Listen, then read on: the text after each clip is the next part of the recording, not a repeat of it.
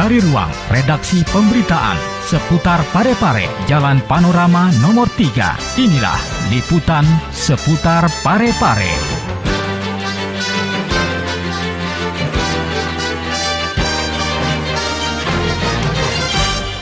Assalamualaikum warahmatullahi wabarakatuh. Halo pemirsa, berjumpa lagi bersama saya Rahma Rahim Lira untuk program seputar Parepare Peduli.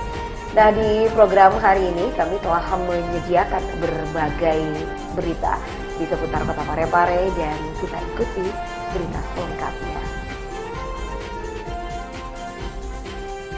KONI targetkan 3 besar pada Porda ke-16 di Kabupaten Pindrang.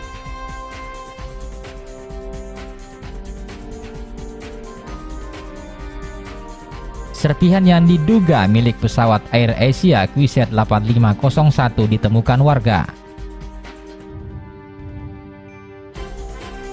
Parepare akan terapkan tower sistem kamuflase.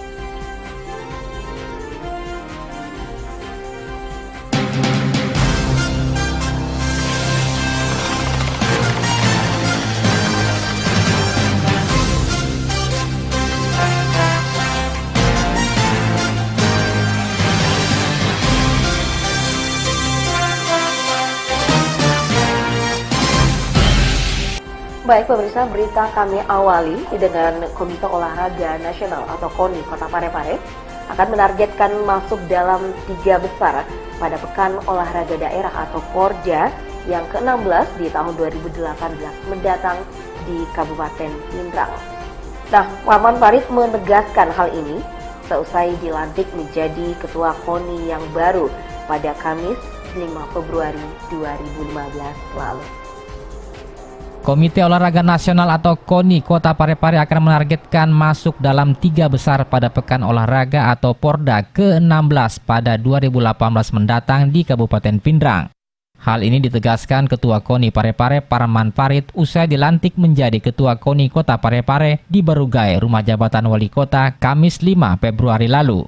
Menurut Parman, setelah sukses menempati urutan ke-6 pada Porda ke-15 di Bantaeng tahun lalu, maka KONI Parepare menargetkan masuk dalam 3 besar pada Porda ke-16 di Kabupaten Pindrang. Keyakinan KONI untuk menargetkan 3 besar tidak lepas dari adanya dukungan penuh Wali Kota Parepare, DPRD, dan stakeholder olahraga lainnya. Untuk itu, Parman juga berharap selain dukungan dari masyarakat, KONI juga mengharapkan partisipasi kelompok dunia usaha dalam memajukan olahraga di Parepare. Prioritas ke depan ini bahwa KONI Parepare mentargetkan perolehan medali 3 besar di Pekan Olahraga Daerah ke-18 Pindrang. Bukan hanya masyarakat, kita harapkan bahwa dunia usaha juga harus ikut seperti yang disampaikan oleh Wali Kota tadi bahwa pemerintah tidak bisa penuh untuk membantu KONI, tetapi diharapkan bahwa dunia usaha itu ikut berpartisipasi dalam dunia olahraga di Kota Parepare. Pikir Dayung sangat punya peluang karena di samping seperti yang disampaikan oleh Wali Kota kita berada di daerah pesisir, di samping itu juga ditambah dengan ada pelatih nasional yang berdomisili di Parepare yaitu Bapak Haji Basri yang juga pelatih nasional dayung dan layar Indonesia. Sementara itu, Wakil Ketua Umum KONI Provinsi Sulawesi Selatan, Haji Andi Ilhamsyah Matalata sangat salut dengan semangat Ketua Umum KONI Parepare untuk menargetkan 3 besar pada Porda ke-16 di Kabupaten Pindrang. Untuk bagaimana menghadapi berbagai event, termasuk nanti akan diselenggarakan Porda 4 tahun ke depan lagi, dan targetnya nomor 3 besar ya. Yang pernah malu 14 besar, jadi 6, jadi insya Allah jadi 3. Saya kira bukan hal yang tidak mungkin, karena semangat yang diperlihatkan oleh Bapak Ketua tadi, ini saya kira sudah merupakan ada jaminan di situ, bahwa memang karena olahraga itu harus semangatnya dulu. Tanpa semangat, tanpa keinginan yang besar, olahraga nggak pernah, olahraga kan tinggal di tempat. Menurut Ilham, olahraga itu harus dimulai dengan semangat yang dibarengi dengan kerja keras. Ilham yakin bahwa Parepare bisa meraih target 3 besar, bahkan 2 besar pada Pekan Olahraga ke-16 di Kabupaten Pindrang pada tahun 2018 mendatang.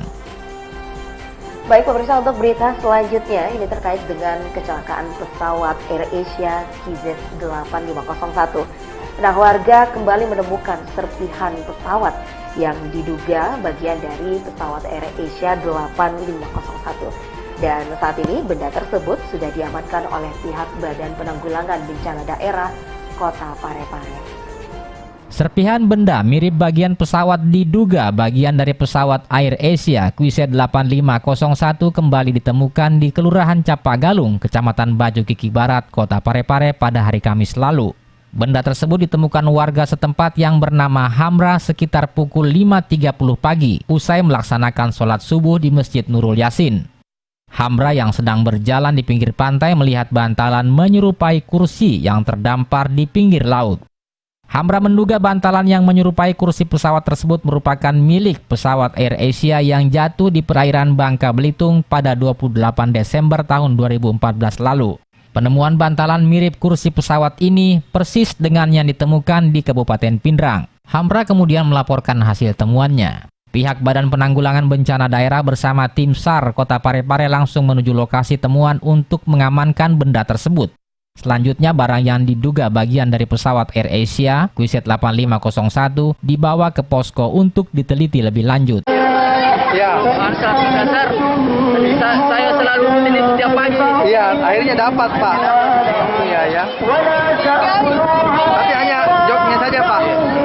Parepare telah membuka posko pencarian korban kecelakaan pesawat naas milik AirAsia KZ8501 untuk mengefektifkan pencarian karena dalam beberapa hari terakhir ditemukan sejumlah jenazah dan serpihan yang diduga bagian dari pesawat AirAsia di sekitar Kota Parepare. Baik pemirsa, terima kasih Anda masih bersama kami di program seputar Parepare Peduli. Dan untuk berita terakhir di hari ini, Komisi 1 DPRD Kota Parepare saat ini menekankan perhatian mereka untuk memaksimalkan tower seluler atau BTS serta penataannya agar bisa menjadi lebih baik lagi dan akan menerapkan tower sistem zonasi yang akan diatur dalam peraturan daerah. Untuk memaksimalkan fungsi keberadaan serta penataan tower seluler atau BTS, kini pemerintah Kota Parepare akan menerapkan tower sistem zonasing yang akan diatur penataannya lebih lanjut dalam peraturan daerah atau Perda. Rancangan peraturan daerah tentang tower tersebut kini sedang dipersiapkan untuk digodok anggota Dewan.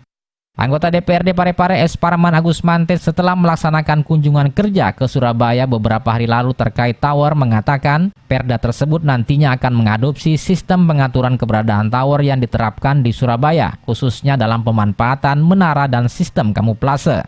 Keuntungan dari menara kamuflase menurut Parman Agus Mante adalah tidak terlihat terlalu banyak karena bisa menempel di tiang listrik dan tidak terlalu tinggi.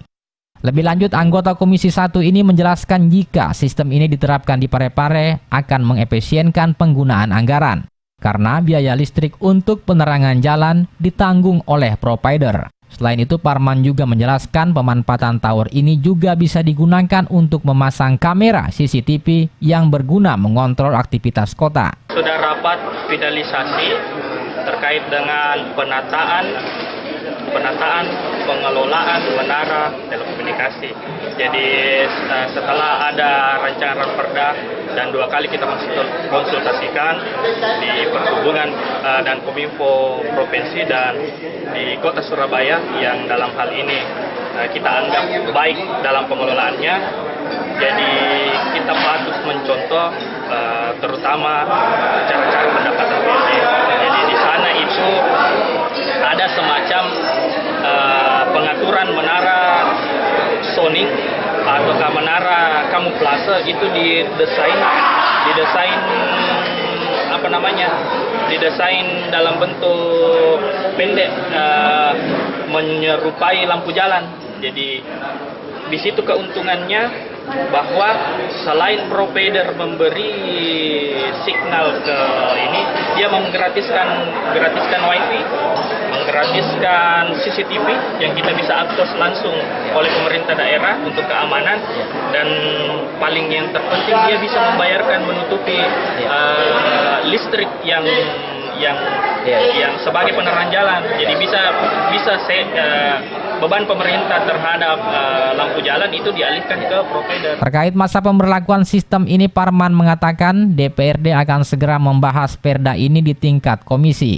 Selain itu, pengesahan perda tower ini harus melalui kajian, diantaranya dampak keberadaan tower tersebut terhadap lingkungan. Baik pemirsa, demikianlah serangkaian berita yang telah kami suguhkan untuk Anda di program Seputar Parepare Video untuk hari ini. Dan nantikan terus berita-berita terkini lainnya di layar kaca kesayangan Anda. Dan saya Rahmali, aku yang bertugas mengucapkan terima kasih atas segala perhatian Anda dan sampai jumpa.